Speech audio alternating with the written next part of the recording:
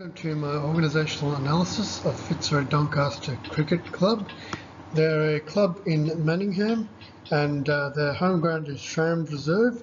Their colours are maroon and gold and they've existed for more than 150 years. They've won two premierships in a row and they were in the last grand final. Their mission is currently to be the best premier cricket club in Victoria, and obviously this will help their standing and prestige in the Victoria Premier Cricket environment, but it'll help with their financial stability as financial rewards are offered for winning premierships and matches and things like that.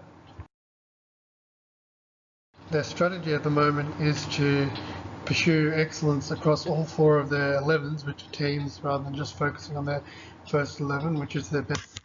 That's what the majority of teams in Premier Cricket do. So this is a bit of a contrast, and that approach has been led by the coach Mick O'Sullivan and has been focused on consistency.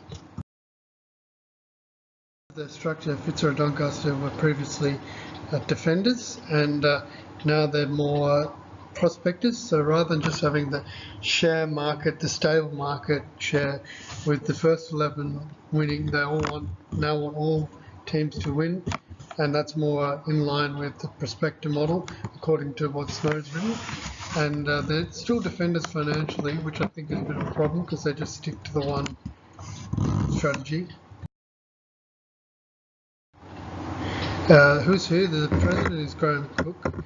The game day and administration manager is Wayne Stewart. The property manager is Mel Smith. The treasurer is Alex Steenberg. The secretary is Alice Barrow. Their coaches are Phil Lovell and Michael O'Sullivan, or Mick O'Sullivan.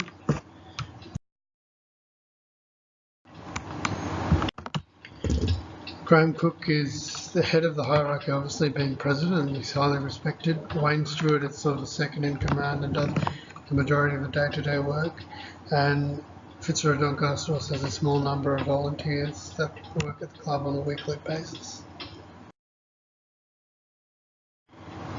According to Burns and Stalker, I think Fitzroy Doncaster would be what they call a mechanistic system, and everyone has a fixed role regardless of what day it is or what's happening, and Premier Cricket Club is highly competitive, so it's a lot of competitors.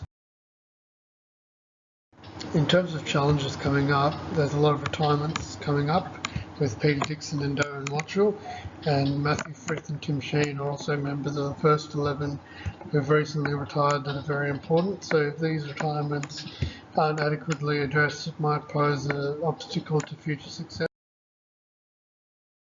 There's the mechanical system of organisation, or mechanistic system. There's panic and disarray when people don't turn up or do what their role is supposed to be, which I think was a problem, and they failed to communicate with the Doncaster Football Club, which is one of their counterparts, so that's a difficulty as well. Continuing their success means that they may need to account for these retirements, and because financial rewards are tied so clearly to good performance, the profitability is also affected. So a number of the young players are going to need to step up in future, and that's what I'll dwell on in the next few slides. In terms of the size, they've got 12 working positions if you count the additional 5 board members and a small number of volunteers, including scorers, myself, tea ladies and a barman. And it's a bit too small, I think, to achieve its goals on a week-to-week and season-to-season basis. Whereas Cricket Victoria, which is the parent organisation, has 43 employees, and continuing success, according to Child, needs more staff. In terms of the structure, I think the structure is working, and because they've won 2 consecutive premierships, as I mentioned in the opening slide, and they've made a grand final in the past year, 2017-18, and according to their financial report in 2016-17, they're running at a significant profit. So I'd recommend that structure, and in the winning strategy they have is being a results based organisation, so that's been working for them. But because of the changes, I think they need to expand and set a more revenue raising strategy as well to diversify their profits. In terms of the environment, Charles says that the organisation's interactions have a bearing on the maintenance success of the organisation. So Fitzroy Doncaster's environment, if you look at them, have Premier Cricket, Cricket Victoria and the Doncaster Football Club, and they have good standing at the moment in Cricket Victoria, but they don't communicate effectively enough with Doncaster Football Club. So they need to change their player structure if they want to continue success, according to my recommendations.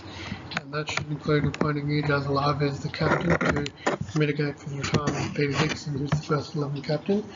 Alavi's got a lot of experience in the first 11, and I think Noah Corcolis and Zach Elliott, who are two guys who should be promoted to the first 11, because this will help them compensate for retirements of Matthew Frith and Tim. Need to focus a bit less on the first 11 results and look at other options. They need to secure more sponsors and hire at the venue more to a greater number of people and a greater number of organisations.